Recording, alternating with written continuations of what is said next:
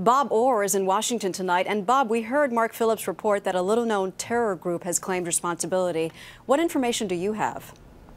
Well, Maggie, we've been talking to U.S. officials all afternoon, and they say, frankly, they do not know who's behind the attacks. But they point out there's no shortage of suspects, ranging from Islamic extremists on the one hand to separatists on the other. And at the moment, nobody can be ruled out.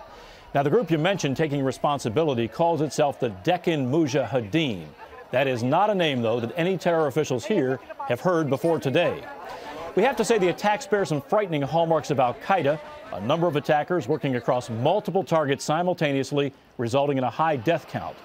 But al-Qaeda has not been known in the past for taking living hostages and inviting police confrontations. Now, while al-Qaeda has shown a clear preference for suicide missions and improvised explosive devices, we also have to point out today's attackers used assault weapons and grenades. That's different, Maggie. And Bob, India and specifically Mumbai are no strangers to violent terror attacks. Well, sadly, that's right. We looked back, and it turns out since 2003, more than 600 people have been killed. The deadliest attack, you see pictures here, happened in July 2006. Improvised explosive devices detonated in 7 different locations. They targeted trains, transit stations. More than 200 people were killed. Now, that attack was blamed at the time on Islamist extremists. More recent attacks, including a number this year, more than a half dozen, have been traced to militants tied to the ongoing conflict on Kashmir. That's a disputed border region that Mark Phillips talked about between Pakistan and India.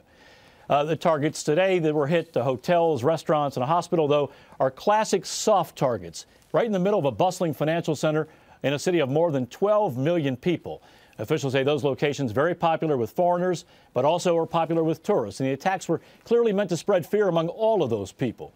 Now, President Bush, who's in Camp David for the holiday weekend, has been briefed. He's being updated continuously.